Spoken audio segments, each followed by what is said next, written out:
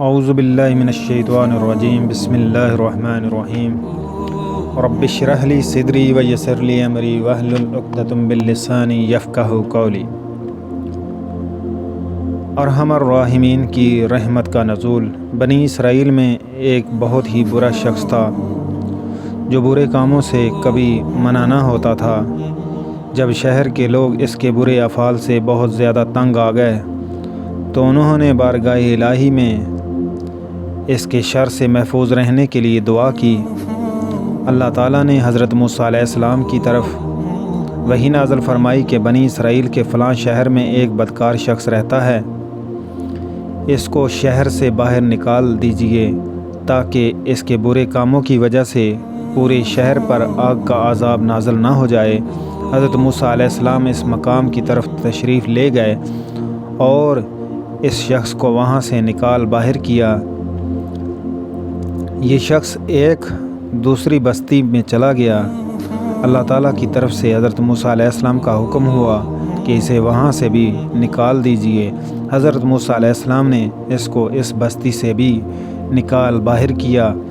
آخر کار وہ شخص ایک ایسے غار میں رہنا شروع ہو گیا کہ جہاں کوئی انسان دکھائی نہ دیتا تھا، نہ ہی کوئی جانور یا پرند ادھر سے گزرتا تھا۔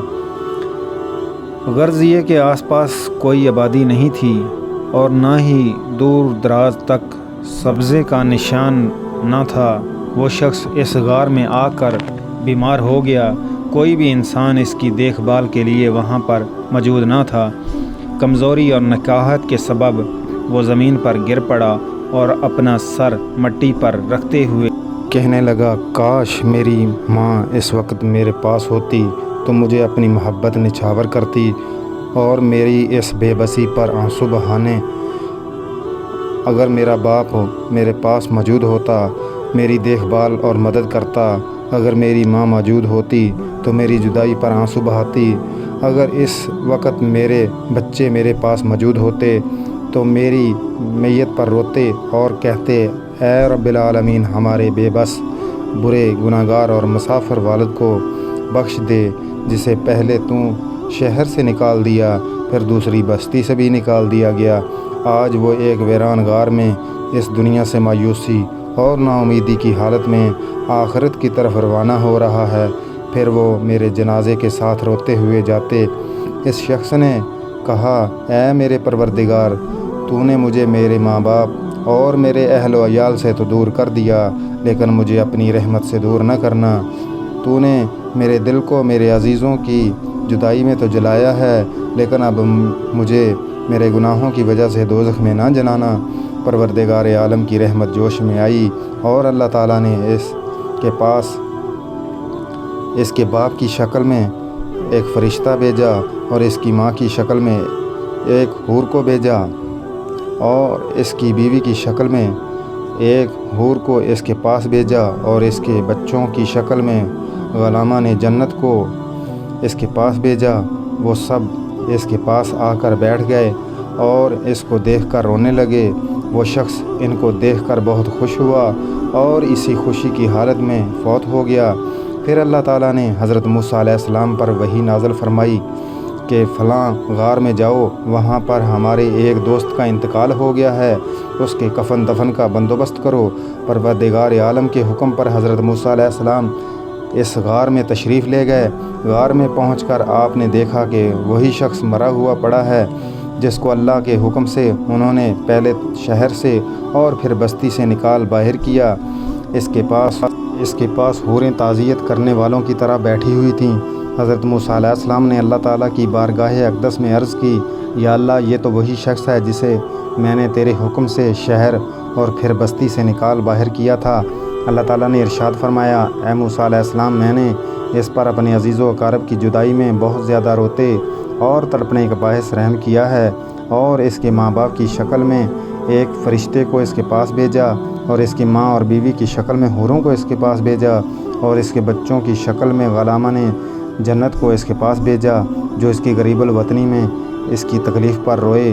پھر جب یہ فوت ہوا تو اس کی بے بسی اور لاچاری پر آسمان اور زمین والے بھی روئے۔ تو میں ارحم الراحمین کیوں نہ اس کے گناہوں کی معافی عطا کرتا۔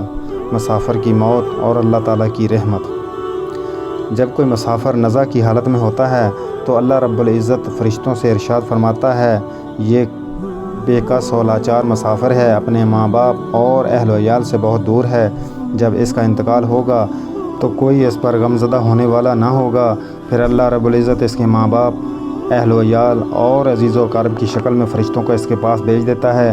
جب ان کو اپنے پاس دیکھتا ہے تو ان کو اپنے والدین، اہل و عیال اور عزیز و اقارب سمجھ کر بہت خوش ہوتا ہے، اور اسی خوشی کے عالم میں اس کی روح نکل جاتی ہے۔ وہی فرشتے غمزدہ حالت میں اس کے جنازے کے ساتھ جاتے ہیں اور اس کے لیے دعائے مغفرت کرتے ہیں۔ ارشاد ربانی ہے، اللہ اپنے بندوں پر بڑا مہربان ہے۔ ابن عطار رحمۃ اللہ علیہ کا قول ہے کہ انسان سچ اور جھوٹ اس کی مصیبت اور خوشی کے وقت ظاہر ہوتا ہے۔ جو انسان خوشی کی حالت میں تو اللہ رب العزت کا شکر ادا کرتا ہے، لیکن مصیبت کے وقت آہ و فریاد کرتا ہے، وہ جھوٹا ہے۔ اگر کسی شخص کو دونوں جہانوں کے علم سے نواز دیا جائے، پھر اس پر مصیبتوں کے پہاڑ توڑ دیے جائیں اور وہ اللہ تعالیٰ سے شکوہ و شکایت کرنے لگے، تو پھر اس کا علم و عمل اس کے لیے کوئی فائدہ مند ثابت نہ ہوگا۔ حدیث قدسی ہے، اے ارشاد ربانی، جو میری قضا پر راضی نہیں اور میری عطا پر شکر ادا نہیں کرتا، وہ میرے علاوہ کوئی اور پروردگار تلاش کر لے۔ عبادت اور رحمت الہی۔ حضرت وہب بن منبع رحمۃ اللہ علیہ فرماتے ہیں کہ اللہ تعالیٰ کے ایک پیغمبر نے 50 سال اللہ کی عبادت کی۔ ان کی طرف اللہ رب العزت نے وحی نازل فرمائی کہ میں نے تجھے بخش دیا ہے۔ انہوں نے جواب دیا، یا اللہ، میں نے تو کوئی گناہ ہی نہیں کیا، پھر یہ مجھے بخشنا کیسا؟ پروردگار عالم کے حکم سے ان کی ایک رگ بند ہو گئی، جس کے باعث وہ رات بھر سو نہ سکے۔ صبح ہوئی تو ایک فرشتہ اس کے پاس آیا۔ انہوں نے اپنی رگ بند ہونے کے بارے میں شکایت کی تو فرشتے نے کہا، آپ کا رب فرماتا ہے، تمہاری 50 برس کی عبادت سے تمہاری یہ ایک شکایت بہت زیادہ ہے۔